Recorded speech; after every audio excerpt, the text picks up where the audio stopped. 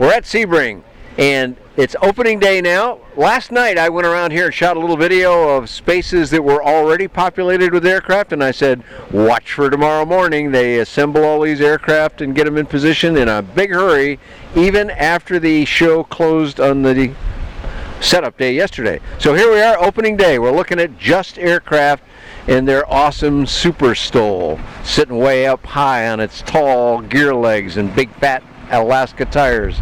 Make that thing go in and out of anywhere with ease.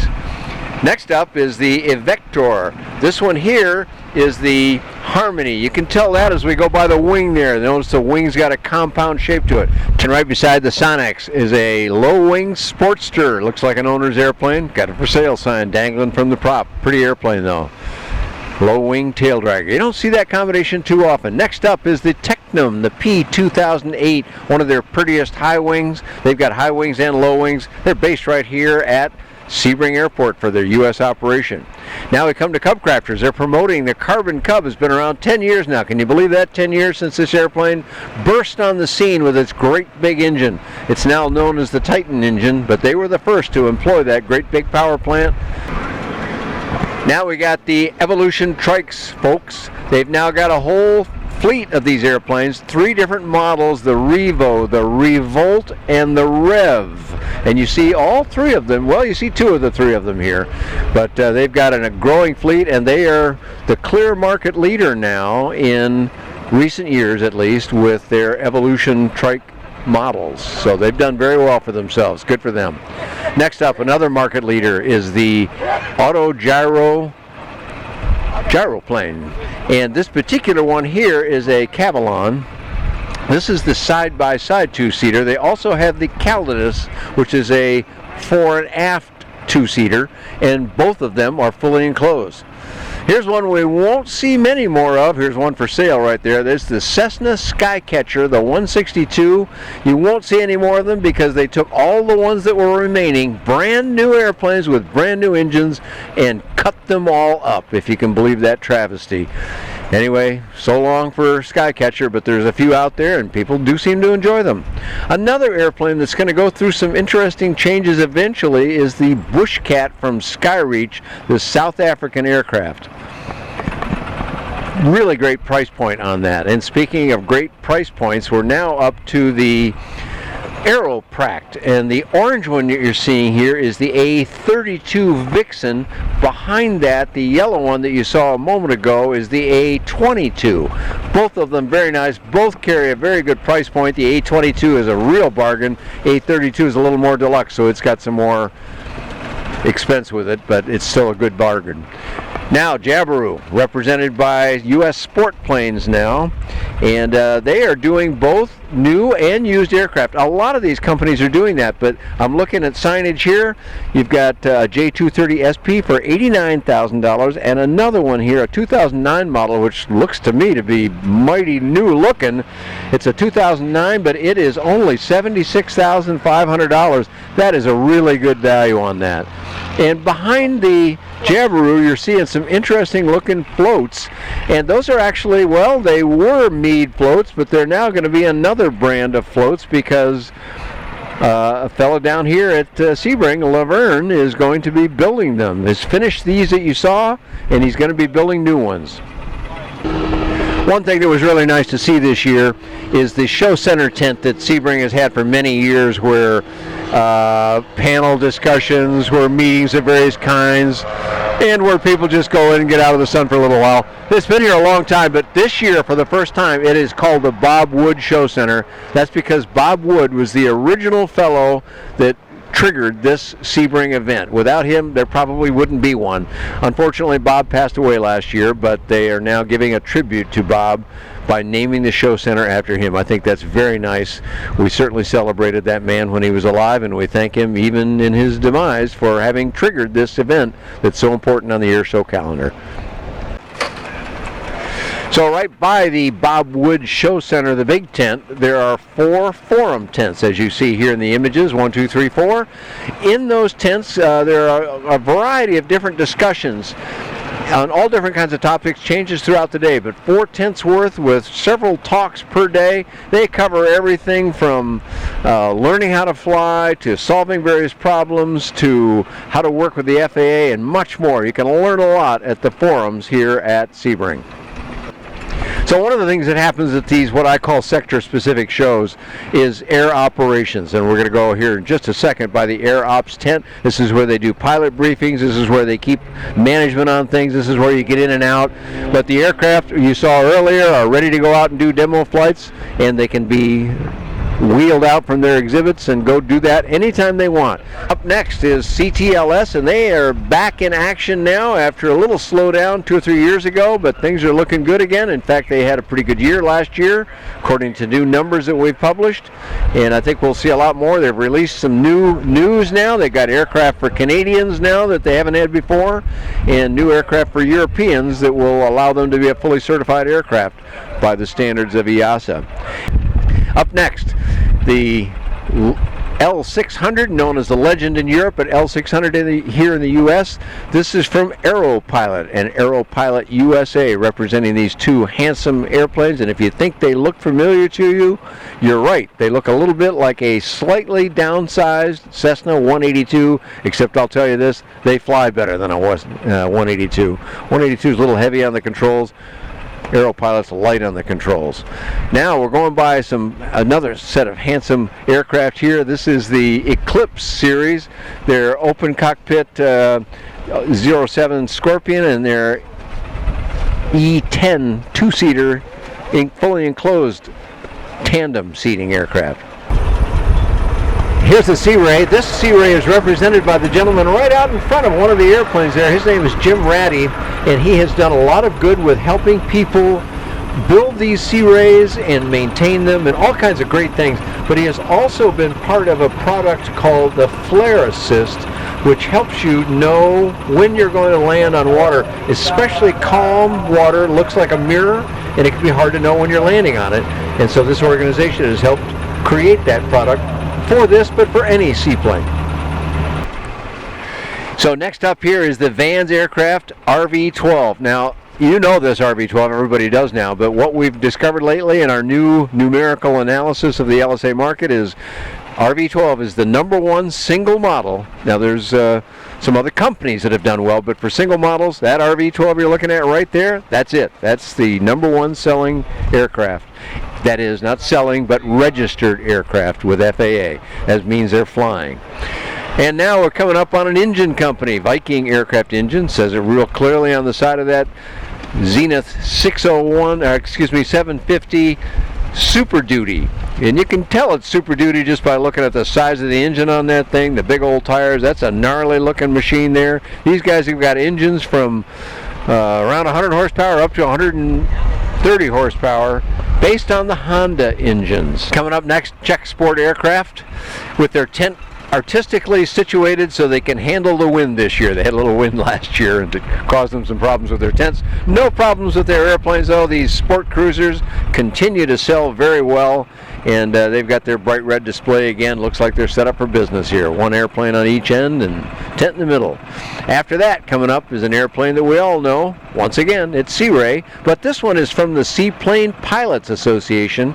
You see a white one in the foreground here, but coming up next is a nice blue one. They custom painted with the Seaplane Pilots Association. Now the Seaplane Pilots include all kinds of airplanes that go on the water, but now they've got a renewed focus on light sport because of that airplane you're seeing right there. So good on Sea Ray, good on Steve Conahy and the Seaplane Pilots Association. And speaking of Seaplane Pilots Association, here's another entry in that class. It's the Icon. We're glad to see these guys steadily at air shows now. This representative here is from the Tampa facility of Icon Aircraft and their lovely A10 that they are delivering in some significant numbers this year. We've seen their registrations just jump. And now another airplane. We've seen this one before, but now here it is in final form. We looked at this in prototype form. This is the American Ranger AR-1 gyroplane made right here in the United States by Silverlight Aviation. So now you're looking at the Aero Marine LSA booth. Right in front there is a RV-9A, and yes, those can be built if you do it carefully so that they qualify. You notice it's got a fixed pitch prop on it. That can be a sport pilot eligible kit. Yes, it can. Behind that is an Aero Marine LSA Merlin, a single place aircraft. And the builder of that airplane that you're looking at right there is the man in the yellow shirt that you see kind of behind it, a gray-haired fellow with his arms out right now. That's Jay Kurtz, who runs or used to run the South Lakeland Airport that's so popular over at Sun and Fun.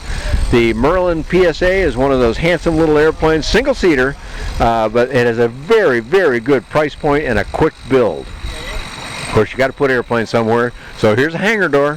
Hangar door is part of the equation. Lots of people want to hangar their aircraft, and those guys make the doors and make it work, them and some other companies.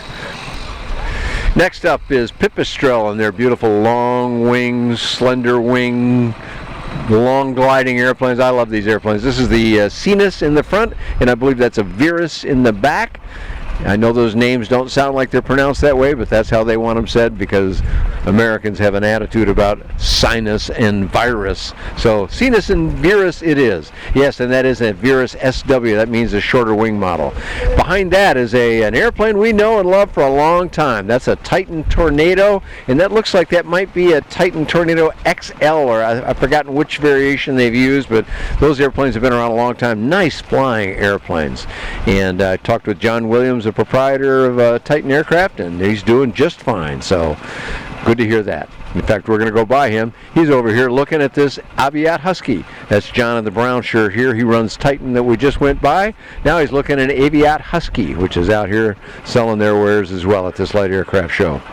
So now, as we've passed airplanes for the moment, we are down into the workshop area of Sebring. This is pretty cool because they actually do building in learning how to do things. So right now we're looking at Stewart Systems, and they do coverings is what that's all about, and they do a session in there where you can learn how to cover the aircraft. Pretty cool. You cover a little piece of it, and you kind of learn the process. You don't finish anything, of course, but you get an idea how the process goes. Inside the Zenith tent here, this is, by the way, among all brands, not models, but brands, this is the leading company for light sport and sport pilot eligible kits. And in this tent, in this workshop right here, they're showing you how to pull rivets and do things that are needed when you build a kit. So you can build a little tiny portion of a kit and learn some interesting things about how that goes and make a decision if you want to do it. And there's one of their Super Duty models with their unpanel inside, a swiveling panel, if you can believe that. It's a really cool idea. Those of you that have been to Sebring probably know this facility we're passing right now. This is Lockwood Aviation Supply and also Lockwood Aircraft, and they build that handsome airplane you see a pair of inside the airplane. It's my favorite twin-engine airplane. Yep. Here's the AirCam now with the enclosure on it. AirCam's a wonderful airplane, but in some conditions, if you're in the back seat, it's a little windy. Well, they've fixed that. Took them a while to develop that to make it work really well, but it is a handsome airplane, and now it's a more comfortable airplane. Coming up next now is Aerotrek, another one of our good value leaders. They've always had good prices on these airplanes, and that is reflected in their sales success. Lots of these airplanes have been sold in North America. Aerotrek is the U.S. company, and they call their models the A220 and the A240. That's a tail dragger and a nose wheel aircraft. These are both A240s, meaning they're both nose wheel aircraft. Rob Rollison is the proprietor there. Another AirCam you see right there after we go by the speed bump. Twin engine, Rotax engines on there, and this airplane's just climbed like homesick angels. Just no stopping an AirCam. When it wants to go, it runs. And of course, that means they work real well on amphib floats. And those Meade floats that we looked at on the other end of the field are going to be built for this airplane right here at Sebring. So lots of good stuff happening at the Sebring Airport, but Lockwood, we're going by their main booth display now. Of course, they represent the Rotax engine, do maintenance, do courses. Everything about Rotax you can find out from Lockwood Aircraft, or Lockwood Aviation Supply. Now we're going by the Super Petrel. And this is a Brazilian airplane, but it is based here in the United States at Ormond Beach Airport, which is just, well, about an hour and some flight north of the Sebring Airport, just a little bit north of the Daytona Airport up there, and that's a biplane seaplane. Full approval on that. They're having a pretty good run of success too. Now we're looking at a BD. This is, I believe this is a BD6. I'm not even sure because there are so many BDs. This is a 4, I'm told. And look how wide that aircraft is there. They've got not only this airplane here, this is not a, doesn't qualify as sport pilot eligible because it's too fast, but they do have a light sport eligible single place aircraft. Very nice. And coming up next now, an airplane from Hungary. Only the parts come from Hungary. It is assembled in the United States now, so it's a U.S. manufacturing operation. They do have federal FAA approval on that. This is the Magnus aircraft. Very handsome looking airplane. And we've done a full interview with them, but you can find out more about that airplane at that source. So good for them. Now another long-winged aircraft. Look at this thing. You got it to walk from the cockpit to the tail. I'm told you need to pack a lunch because it's a long walk out there. That's obviously a little bit of humor, but this is an interesting airplane in many ways. It's a high-dollar airplane, but it has, you can see a kind of a split in the nose cowl there because that's where the prop emerges. And then after you get up high and you want to do some soaring, you can pull the prop, stop the prop, pull it inside, the blades retract inside that opening, and then that opening closes back up. Fascinating. So it's a motor glider, but one where you won't even see the engine once it's aloft and soaring. So now we're going by the Bristol USA booth, but that's not a Bristol in the front. Nope, you're right folks, that's an Aero Adventure Aventura, and specifically this is the S-17 Aventura with a big engine on it, hot performing airplane, and you can buy one of these already assembled. It's still a kit, but you can buy it fully built by the factory when they use one at air shows, and then they sell them afterward as a used aircraft basically. But there's the airplane that Bristol is really known for, and that is a Bristol. So Bristol USA is the company, Bristol is the name of the airplane. The company that produces it in the Czech Republic is BRM Aero, and they are having a heck of a run. They're doing a great job over in Europe and around the world, and Lou is doing a wonderful job for them here. They sold about 20 airplanes last year, which in this market is a very good sales success. Beautiful flying airplane, comfortable and wonderful. No wonder they're selling well.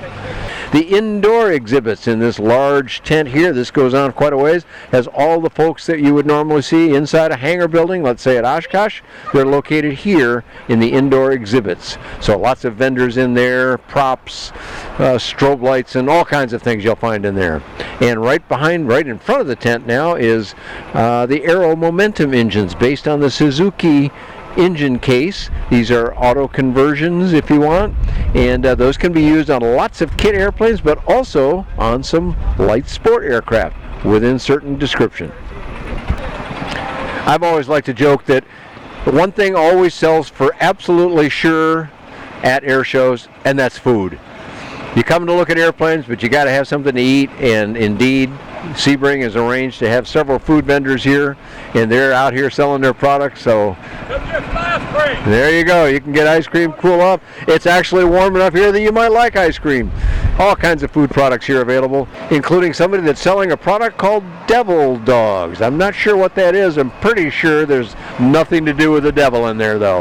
Or if you want a Greek gyro or a chicken pita, you can get that too. So good dining right here, plus the airport inside that pretty terminal we were just at has a full inside dining restaurant as well. No problem getting food and all the things you need here. Now as we close this video out, we're coming to the Technam base place here. We looked at their booth space earlier, but here is their operation based in this large hangar here, and you can see way back in there they've got a whole variety of airplanes. This is probably the largest producer in the light aircraft space, and I say aircraft now, not just LSA, because as you can see they've got larger twin engine aircraft. This company is selling product all over the world in good numbers, but they are still very dedicated to the LSA space. They do not do any kits, but they sell lots and lots of aircraft that have appeal to the light sport and sport pilot crowd. So there you have it, Sebring, opening day.